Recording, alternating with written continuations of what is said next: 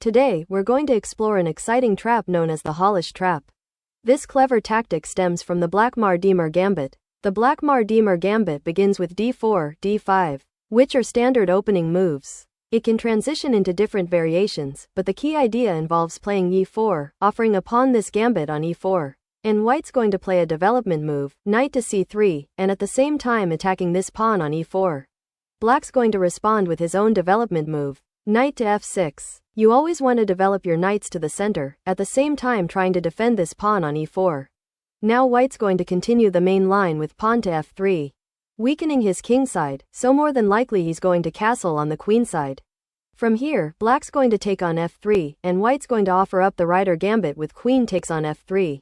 And this allows the queen to come to d4. Now white is down 2 pawns in material, but black may fall into a very familiar trap that we're going to take a look at, the Halosar Trap. This is actually a very aggressive and very good line for white because he has a lot of attacking potential. From here, white's going to play bishop to e3, and the queen has to go somewhere. And a lot of times, if a black player hasn't played this too often, he'll play queen to b4, thinking that white would like to castle on the queen side. And he already knows that we can't play rook to b1 to defend this b2 pawn because we want to castle on the queen side, and we won't play pawn to b3 defending this, because we'll lose our knight on c3. And so, he knows that if we castle on the queen side, then he can bring his bishop to g4, pinning down our queen to our rook on d1. And black's going to just continue to mount up more and more material since he already has a 2-pawn advantage. A lot of times, if he can trade off this rook for his bishop, that's going to be ample material for him to win the game pretty easily. But this is actually the trap that we want him to fall into. After he plays his queen to b4, we're going to continue with our plan, castle on the queen side.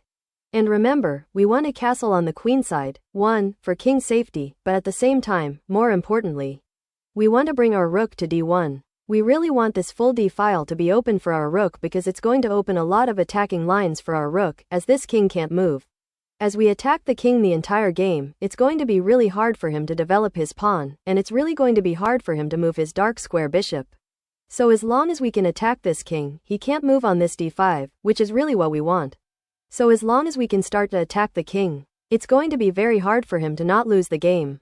So from here, we'll continue. More times than not, if he does play queen to b4, he's going to play bishop to g4. And from here, we don't care that our queen is being attacked. Instead, we are going to play knight to b5, and this is a brilliant move. Here, if he were to take our queen, then he's going to lose the game with knight takes on c7. And this is checkmate. There's no way for his knight to go, and he can't take this knight here. His king can't move because our rook here on d1 is attacking, so he can't do that. And there's a few other options that you may see. Keep in mind, at the same time, we are attacking his queen, so he's going to have to do something. There's a few things that you may see. One of the most common is you may see knight to a6. And what this does is it defends this pawn on c7.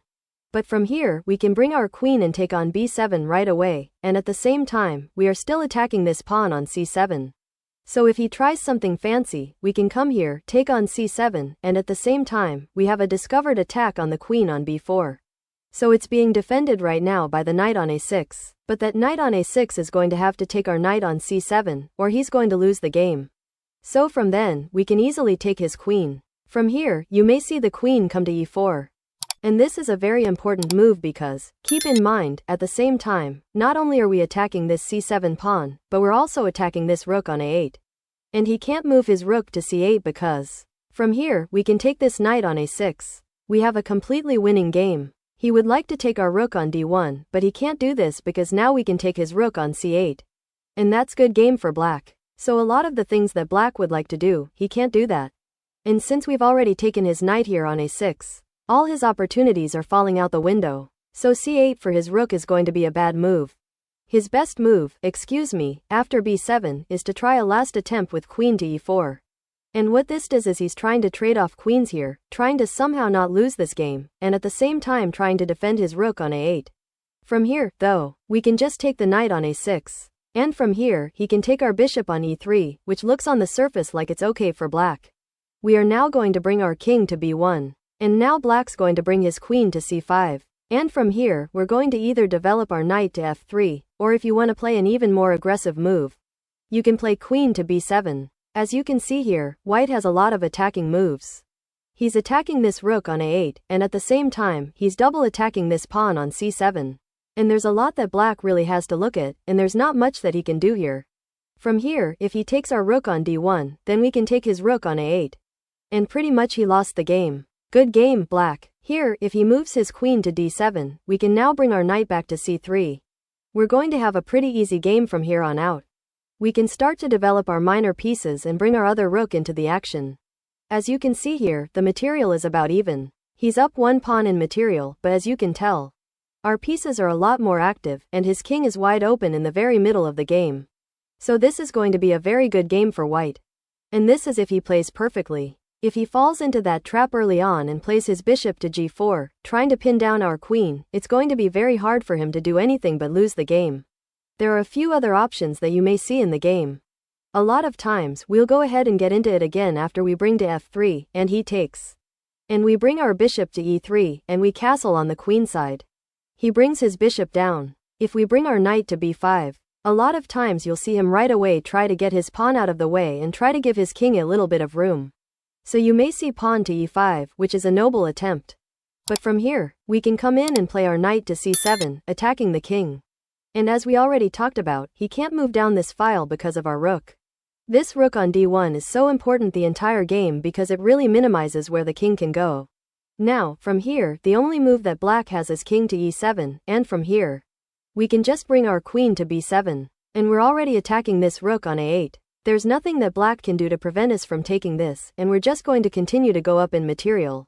His king is out in the open, and we're just going to continue to gobble up pieces. If he tries a last-ditch effort and takes our queen on b7, then we can bring our bishop to c5. Checkmate. There's no way for him to go, and this would be a pretty awesome way, I think, to win the game because he has so many of these pieces, but there's nothing he can do. He can't take our bishop, and he can't move because of our knight, and he can't move on this d5 because of our rook. So keep this in mind if you do play it. Another thing you do want to take a look at is if he doesn't fall into the trap. Anytime you do play a trap, you want to be aware that he may not fall into it. So if we continue along the lines of the trap and he takes on f3, and we do play f3 with our queen, and he does come down and capture with his queen after we play with bishop to e3. The best move that he can do is queen to g4, not putting his queen on b4 trying to attack this pawn. At the same time, we're going to continue castle on the queen side.